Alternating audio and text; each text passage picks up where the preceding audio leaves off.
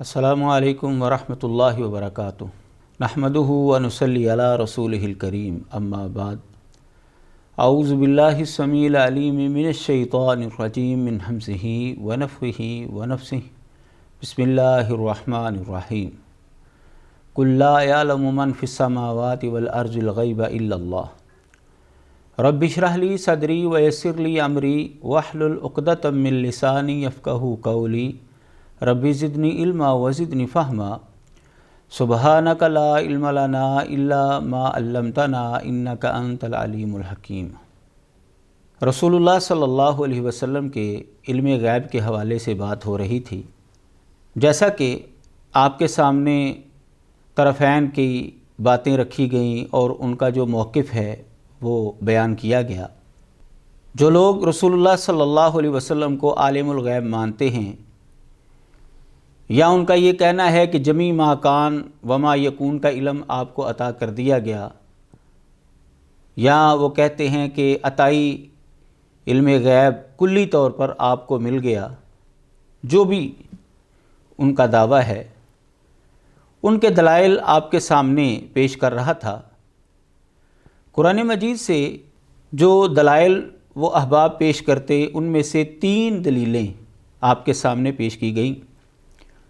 आज हम उनकी चौथी दलील के हवाले से गुफ्तगू करते हैं। कुरान मजीद के अंदर अल्लाह तबारक व तआला फरमाते हैं सूरत अल जिन के अंदर, आलिमुल गैबी फ़ला युज़हिरु अला गैबिही अहदा इल्ला मन इर्तज़ा मिर रसूलिन फ़इन्नहु यसलुकु मिन बैनि यदैहि व मिन खल्फ़िही रसदा। हमारे अहबाब ये कहते हैं कि अल्लाह तबारक व तआला ने यहाँ पर वाज़ेह तौर पर फरमाया है कि अल्लाह ताला किसी के ऊपर भी अपने गैब का इजहार नहीं करता, मगर रसूलों में से जिसको पसंद करता है, जिसको चुन लेता है, उसके ऊपर अल्लाह तबारक व तआला गैब का इजहार कर देता है। मालूम हुआ कि अम्बिया को अल्लाह तबारक व तआला गैब अता करता है। ये आयत पेश की जाती है और इससे जो इस्तदलाल है वो मैंने आपके सामने रख दिया। जब हम इस इस्तदलाल को देखते हैं और जो इन अहबाब का दावा है उसको देखते हैं तो ये दलील उनकी दावे के मुताबिक नहीं है। कि उनका या तो दावा है कि नबी अलैहिस्सलातु वस्सलाम आलिमुल गैब हैं, या वो ये जुमला बोलते हैं कि जमी मा कान यानी जो कुछ हो चुका, व जमी मा यकून और जो कुछ होने वाला है, सब का इल्म नबी अलैहिस्सलातु वस्सलाम को अता कर दिया गया, या कुल्ली अताई इल्म गैब के वो दावेदार हैं। तो इस आयत के अंदर आपको ऐसा कोई जुमला और कोई लफ्ज़ नहीं मिलेगा जिसका माना आलिमुल गैब हो, या जिसका माना जमी माकान वमा यकून का इल्म हो, या कुल्ली अताई इल्म गैब हो। कोई जुमला जो है ऐसा नहीं है। मालूम हुआ कि उनका दावा कुछ है और दलील कुछ है। जब हम दूसरे अंदाज से इस दलील के ऊपर गौर करते हैं तो ये आयत मक्की सूरत की है और इसके बाद कुरान मजीद का बहुत सा हिस्सा नाज़िल हुआ। अगर इस आयत के नाज़िल होने के बाद रसूलुल्लाह सल्लल्लाहु अलैहि वसल्लम को कुल्ली इल्म गैब अता हो गया था, यानी हर चीज़ का इल्म आपको मिल चुका था, तो फिर इस आयत के नुज़ूल के बाद इतना अरसा वक्फ़े से कुरान मजीद क्यों नाज़िल होता रहा, और मदनी सूरतों के अंदर नबी अलैहिस्सलातु वस्सलाम को इल्म गैब देने की नफ़ी क्यों की गई। अगर इसका माना ये है कि आपको इल्म गैब हो गया था, तो फिर इल्म गैब की नफ़ी बाद वाली सूरतों में क्यों है। अगर ये मफ़हूम तस्लीम कर लिया जाए तो कुरान मजीद के अंदर तज़ाद लाज़म आता है, और कुरान मजीद के अंदर तो तज़ाद है नहीं। मालूम हुआ कि इस आयत का ये मफ़हूम नहीं है जो हमारे अहबाब इस्तदलाल कर रहे हैं। तीसरा अंदाज़ ये है कि अगर इस आयत के अंदर कुल्ली इल्म गैब मिलने की बात है तो नबी अलैहिस्सलातु वस्सलाम ने वो इल्म फिर उम्मत को बता दिया, क्योंकि आपकी ज़िम्मेदारी ही यही थी कि आप लोगों तक अल्लाह तबारक व तआला की वही पहुँचाएँ। تو جب آپ کے بتانے کے بعد امت تک وہ سارا علم پہنچ گیا تو پھر اللہ تعالیٰ کے بتانے سے نبی علیہ السلام عالم الغیب ہوئے اور نبی علیہ السلام کے بتانے سے امت عالم الغیب ہوئی۔ کیا ان کا یہ عقیدہ ہے؟ کیا اس بات کو تسلیم کرنے کے لیے تیار ہوں گے؟ ہرگز ان کا یہ عقیدہ نہیں ہے۔ معلوم ہوا کہ اس آیت کا وہ مفہوم نہیں ہے۔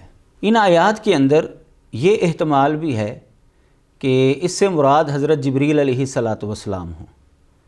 بعض مفسرین نے حضرت جبریل علیہ السلام کے حوالے سے اس آیت کو تسلیم کیا ہے، تو احتمال ہو گیا کہ نبی علیہ السلام اس سے مراد ہیں یا حضرت جبریل علیہ السلام اس سے مراد ہیں۔ تو جب احتمال آ جائے باطل الاستدلال، ان احباب کا بھی یہی موقف ہے کہ استدلال اس سے باطل ہو جاتا ہے۔ جیسا کہ میں نے بتایا کہ یہ احباب اس آیت سے نبی علیہ السلام کے کلی علم غیب کا دعویٰ کرتے ہیں، تو اگر واقعی یہ مفہوم ہے تو اس آیت سے پچھلی آیت میں اللہ تعالیٰ نے نبی علیہ السلام کے علم کی نفی کیوں کی ہے؟ فرمایا کل ان ادری اقریب ما توعدون ام یجعل لہ ربی امدا۔ اے نبی آپ ان کو فرما دیجئے مجھے نہیں پتہ کہ جس چیز کا تم سے وعدہ کیا جاتا ہے وہ قریب ہے یا اللہ تعالیٰ نے اس کے لیے کوئی اور مدت جو ہے وہ مقرر کی ہے۔ تو اگر اس کا معنی کلی علم غیب ہے تو اس سے پچھلی آیت کے اندر نفی بھی موجود ہے کہ آپ کے علم میں کافروں کے ساتھ جس عذاب کا وعدہ کیا جاتا ہے وہ نہیں تھا۔ تو کیا یہ تضاد نہیں ہے؟ اور قرآن مجید کے اندر تو تضاد ہو نہیں سکتا۔ لا محالہ جو استدلال یہ احباب کرتے ہیں وہ استدلال درست نہیں ہے۔ اب اس آیت کا جو حقیقی مطلب ہے میں وہ آپ کے سامنے رکھتا ہوں۔ جب آپ اس آیت کے الفاظ کے اوپر غور کریں گے تو یہاں پر ہے فلا یظہر علی غیبہ احدا، یعنی اظہار علی الغیب کی بات ہے کہ اللہ تبارک و تعالی کسی کے اوپر بھی غیب کو ظاہر نہیں کرتا مگر پیغمبروں میں سے جس کو چاہتا ہے، جس کو چن لیتا ہے اس کے اوپر اظہار علی الغیب ہوتا ہے۔ تو اظہار علی الغیب کی یہ بات ہے، اور یہ تو آپ سب لوگ جانتے ہیں کہ جب کسی کے اوپر غیب کی بات ظاہر کر دی جائے تو وہ اس کے لیے غیب نہیں رہتی۔ یہی وجہ ہے کہ ہمارے یہ دوست قرآن مجید کی اس آیت کے اندر موجود الفاظ کے مطابق دعویٰ نہیں کرتے، یعنی ان کا یہ دعویٰ آپ کو کہیں نہیں ملے گا کہ اللہ تبارک و تعالیٰ اپنے نبی کے اوپر اظہار علی الغیب کر دیتا ہے، یہ آپ کو دعویٰ نہیں ملے گا۔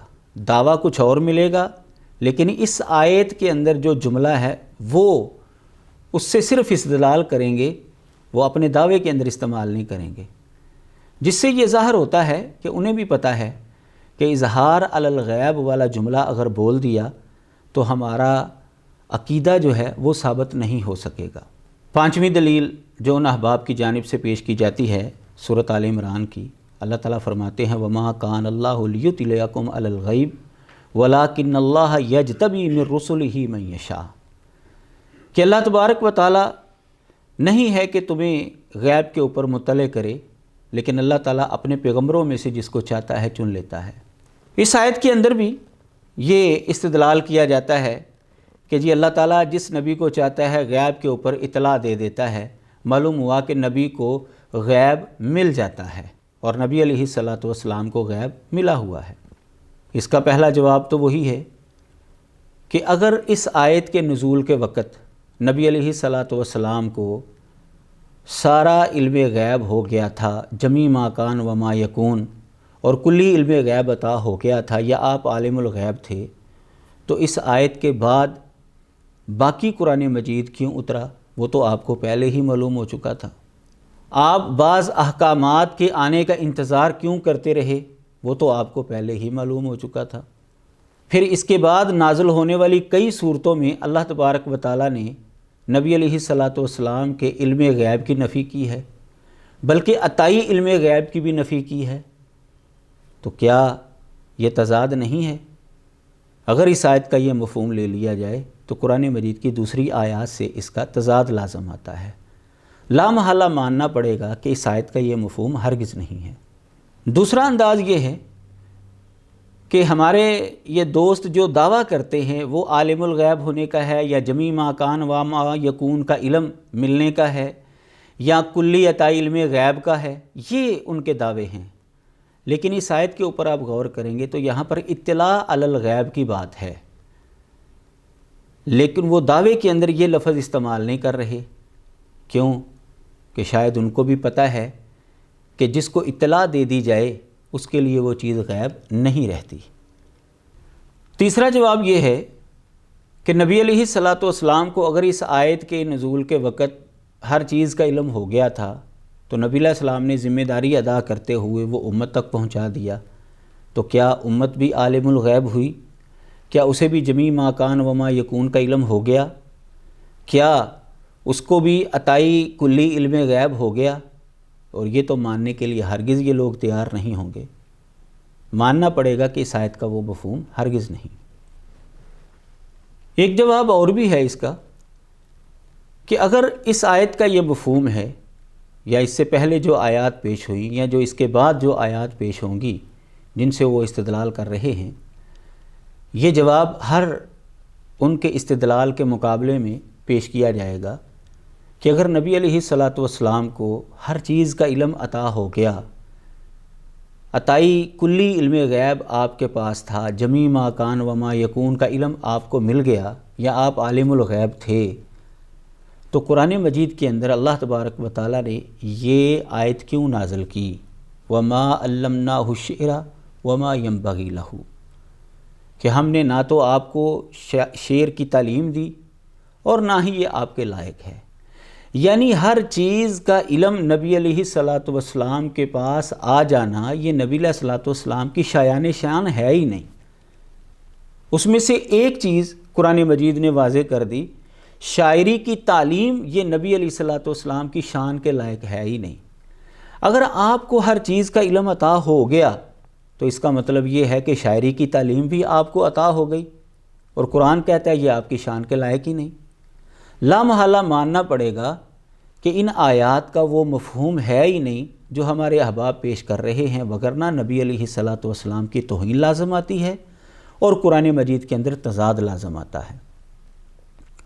اس کے علاوہ اگر آپ غور کریں گے تو اگر ہر چیز کا علم نبی علیہ الصلاۃ والسلام کو عطا ہو گیا تھا، آپ کو عطائی کلی علم غیب تھا، جمی ما کان و ما یکون کا علم آپ کے پاس تھا، تو اس کے اندر تو پھر جادو کا علم بھی آتا ہے۔ کیا کوئی مسلمان ماننے کے لیے تیار ہوگا کہ نعوذ باللہ نبی علیہ الصلاۃ والسلام کو جادو بھی آتا تھا؟ ہرگز کوئی بھی مسلمان یہ عقیدہ نہیں رکھے گا۔ تو اگر یہ لوگ جادو کے علم کو خارج کرتے ہیں، شاعری کی تعلیم کو خارج کرتے ہیں، یہ دو تو وہ چیزیں ہیں جو مہذب الفاظ میں پیش کی جا سکتی ہیں۔ ہر بندہ جو ہے اپنی جگہ پر رہ کر یہ سوچ سکتا ہے کہ بعض علوم ایسے ہیں کہ جو مہذب الفاظ کے اندر بیان نہیں ہو سکتے، اور ہم پسند نہیں کرتے کہ ہم ان کے بارے میں علم رکھیں یا ہماری اولاد ان کے بارے میں علم رکھے۔ تو جو لوگ نبی علیہ الصلاۃ والسلام کے لیے ہر طرح کے غیب کا علم عطا ہونے کا دعویٰ کرتے ہیں، وہ ان چیزوں کو کیسے خارج کرتے ہیں، یا کیسے وہ اس کو خارج کر سکتے ہیں؟ اگر وہ خارج کرتے ہیں تو پھر نبی علیہ الصلاۃ والسلام کے پاس کلی علم غیب نہیں ہے، اور اگر وہ اس کو شامل کرتے ہیں ان باتوں کو تو نبی علیہ الصلاۃ والسلام کی توہین لازم آتی ہے۔ اور کافر جو کہتے تھے نبی علیہ الصلاۃ والسلام کے اوپر الزام لگاتے تھے کہ یہ جادوگر ہے، تو کیا نعوذ باللہ ان کا یہ دعویٰ اور ان کا یہ الزام جو ہے وہ سچا ماننا پڑے گا ہمیں؟ ہرگز ایسا نہیں ہو سکتا۔ معلوم ہوا کہ رسول اللہ صلی اللہ علیہ وسلم کو کلی علم غیب کا حامل ماننا یہ نبی علیہ الصلاۃ والسلام کی عزت نہیں ہے، بلکہ نبی علیہ الصلاۃ والسلام کی توہین کے زمرے میں آتا ہے۔ تو جو بھی دلائل یہ احباب پیش کرتے ہیں، ان دلائل سے یہ موقف اور یہ نظریہ کہ آپ کے پاس ہر طرح کا علم تھا، عطائی کلی علم غیب تھا، یہ موقف ثابت نہیں ہوتا۔ چھٹی دلیل جو ان احباب کی جانب سے پیش کی جاتی ہے، قرآن مجید میں اللہ تعالیٰ فرماتے ہیں فَأَوْحَىٰ إِلَىٰ عَبْدِهِ مَا أَوْحَىٰ، کہ اللہ تعالیٰ نے اپنے بندے کی طرف وحی کی جو وحی کی۔ یہاں پر ماں جو ہے کہتے ہیں جی عموم کے لیے ہے، تو ہر چیز کی وہی اللہ تعالیٰ نے آپ کو بتا دی، ہر چیز بتا دی آپ کو، یہ لفظ ماں آیا ہے یہاں پر۔ یہ معراج کی رات کی بات ہے۔ تو جو لوگ ان میں سے یہ دعویٰ کرتے ہیں کہ نبی علیہ الصلوۃ والسلام کو علم غیب جو ہے وہ معراج کے بعد ملا تھا، یعنی زندگی کے آخر میں ملا تھا، ان کی نفی ہو جاتی ہے۔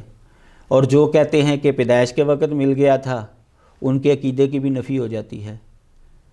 اور دوسرے انداز سے اگر آپ غور کریں گے تو یہ معراج کی رات کی بات ہے، تو اگر نبی علیہ الصلوۃ والسلام کو اسی رات ہر چیز کا علم ہو گیا تھا، تو مدینے کے اندر آ کر نبی علیہ الصلوۃ والسلام نے کیوں بچیوں کو یہ جملہ کہنے سے روکا تھا کہ انہوں نے جب کہا وفینا نبی یعلم ما فی غد، کہ ہمارے اندر ایک نبی ہے جو کل کی بات بھی جانتا ہے، تو نبی علیہ الصلوۃ والسلام نے ان کو روک دیا تھا کہ یہ نہ کہو جو پہلے باتیں کر رہی تھی بس وہی باتیں کرو تم، کیونکہ اللہ کے علاوہ کل کی بات کوئی بھی نہیں جانتا۔